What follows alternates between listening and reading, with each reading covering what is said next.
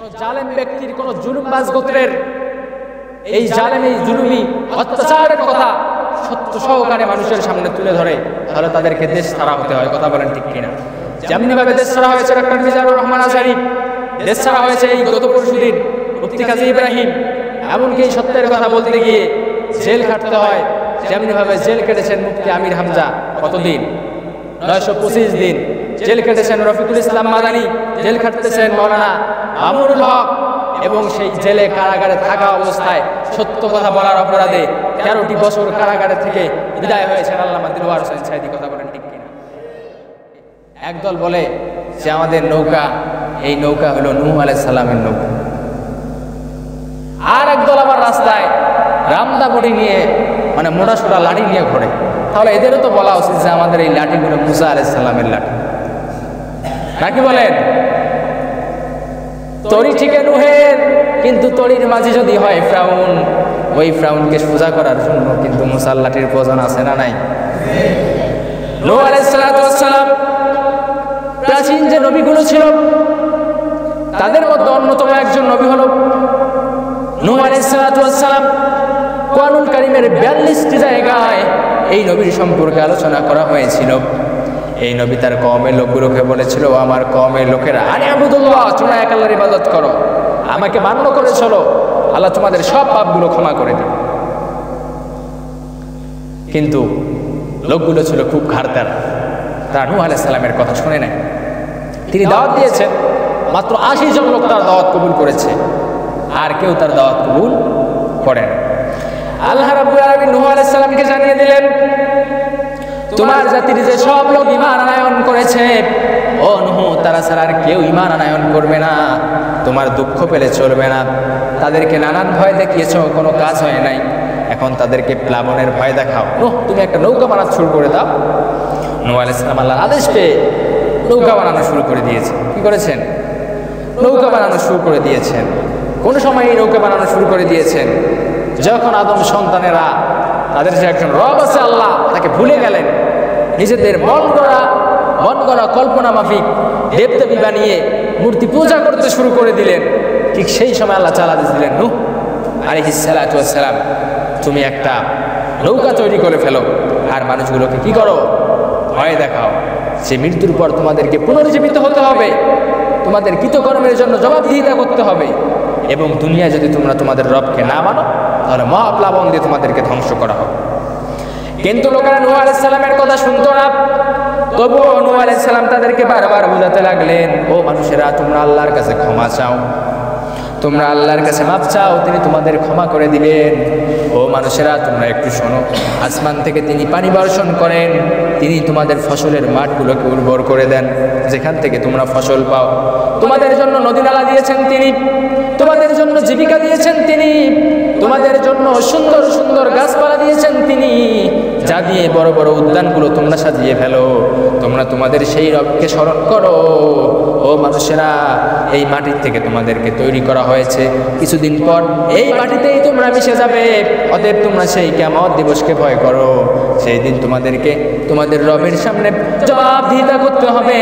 কিন্তু ওই মানুষগুলো ছিল এত পরিমাণ ঘাড়তারা, তারা নূহ আলাইহিস সালামের কোনো কথা শুনেনি, বরং তারা বলা শুরু করে দিয়েছিল, ইয়া নূহ ক্বাদ জাদালতানা ফাআকসারতা জিদালানা ফাআতিনা বিমা তাইদুনা ইন কুনতা মিনাস সাদিকিন। ও নূহ, তোমার সাথে তো আমাদের অনেক তর্ক বিতর্ক হলো, তুমি যে আমাদেরকে মৃত্যুর পরের জীবনের ভয় দেখাও। ও নূহ, তুমি যে আমাদেরকে বলো মহাপ্লাবন আসবে, কোথায় তোমার সেই মহাপ্লাবন? আমাদের কাছে নিয়ে আসো। নূহ আলাইহিস সালাম বলেন, ও আমার কওমের লোকেরা শোনো, ইন্নামা ইয়াতিকুম বিহিল্লাহু ইনশা ওয়া মা আনতুম বিমুজিজিন। আল্লাহ যখন চাইবেন আযাব কেবল তখনই আসবে। কথা বলেন ঠিক কিনা? তুমি তোমার যত শক্তি আছে, যত জুলুম নির্যাতন আছে চালাও। আলেমরা যখন দাওয়াত দেয় তখন তুমি তাদের উপর চড়া হয়ে যাও, কোনো সমস্যা নাই। সময় কিন্তু একটা দিন আসবে, এই সময় শেষ সময় নয়। প্রিয় ভাইয়েরা আমার, নূহ আলাইহিস সালাম সেই কথাই স্মরণ করে দিলেন, অপেক্ষা করো, সময় কিন্তু আসবে। এরপর নূহ আলাইহিস সালাম নৌকা বানা শুরু করে দিয়েছেন। নূহ আলাইহিস সালাম যখন নৌকা বানায়, কওমের লোকেরা নৌকার পাশ দিয়ে যায়, ডাক দিয়ে কয়, নূহ তোমার কি মাথা ঠিক আছে নাকি? এই সময় বৃষ্টি কোথায় থেকে হবে, বন্যা কোথায় থেকে হবে? তুমি নৌকা বানাও আর আমাদেরকে ভয় দেখাও। নূহ তুমি কি পাগল হয়ে গেছো নাকি? আল্লাহর নবী নূহ আলাইহিস সালাম বললেন, তোমরা আমাকে যেমনি ভাবে ঠাট্টা উপহাস করো, আমিও চাইলে তোমাদেরকে সেভাবেই ঠাট্টা উপহাস করতে পারি। নূহ আলাইহিস সালাম নৌকা নির্মাণের কাজ চালিয়ে গেলেন। অবশেষে আল্লাহ তাআলার সেই প্রতিশ্রুত দিনটি হাজির হয়ে গেল। মাটি ফেটে নিচ থেকে পানি উপরে ওঠা শুরু হয়েছে, আকাশ পানি বর্ষণ শুরু করে দিয়েছে, প্লাবন শুরু হয়ে গেল। আল্লাহ ডাক দিয়ে বলেন, নূহ সব প্রাণীকে জোড়ায় জোড়ায় একজন পুরুষ একজন নারী করে নৌকাতে উঠাও। নূহ আলাইহিস সালাম তাই করলেন, লোক উঠাতে শুরু করে দিয়েছেন। আর ইমানদারদেরকে ডেকে বললেন, তোমরা যারা ঈমান এনেছো, তোমরা যারা মুমিন, তোমরা আল্লাহর নাম নিয়ে নৌকাতে উঠে বসো। নূহ আলাইহিস সালাম তার লোকদেরকে নিয়ে যখন রওনা হবেন, দেখতে পেলেন তার ছেলে কিনান সে হেঁটে বেড়াচ্ছে। নূহ আলাইহিস সালাম ডাক দিয়ে বলেন, ইয়া বুনাইয়ারকাম মা'না ওয়ালা তাকুন মা'আল কাফিরিন। ডাক দিয়ে বলেন, সন্তান আমার, তুমি আমাদের সাথে আসো, কাফেরদের সাথে থেকো না। কিন্তু নূহ আলাইহিস সালামের সন্তান কিনান সে ছিল খুব দাম্ভিক আর অহংকারী টাইপের লোক। সে বলা শুরু করে দিল, আমি কিনান যত বিশাল লম্বা, বাবা তোমার বন্যা যদি আসে, আমি কোনো এক পাহাড়ের উপর যদি আশ্রয় নেই, তাহলে তোমার বন্যার পানি আমার কিছুই করতে পারবে? আসলে কি তাই? বলেন, আসলে কি তাই?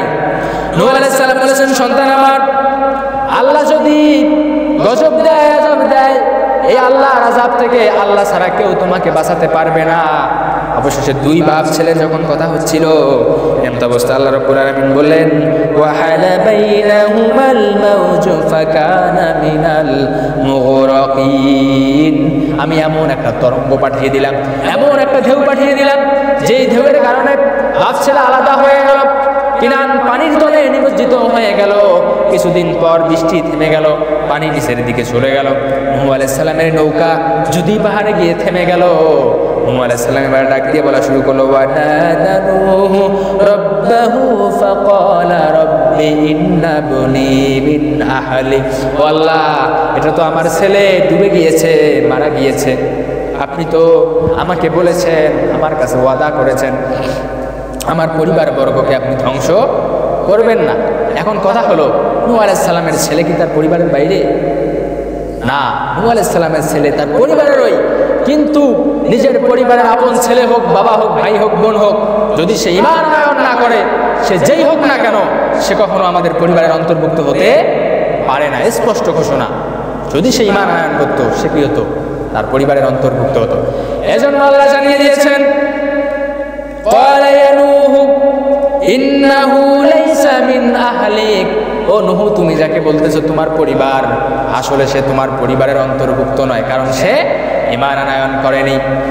নূহ আলাইহিস সালাম যখন বিষয়টা বুঝতে পারলেন, তখন তিনি করলেন কি, আল্লাহর কাছে দোয়া করলেন, অনুশোচনা করলেন। তার মানে এই ঘটনা আমাদেরকে এটাই বুঝিয়ে দিচ্ছে, তুমি যেই হও না কেন, যদি ঈমান আনয়ন না করো, আল্লাহর দেয়া বিধানকে নিয়ে হাসি তামাশা করো, নূহের ছেলে কিনানের মতো তোমাকে মরতে হবে, যতই তুমি মুসলমানের পরিচয় দাও না কেন। ঠিক কিনা? ভাইরা আমার।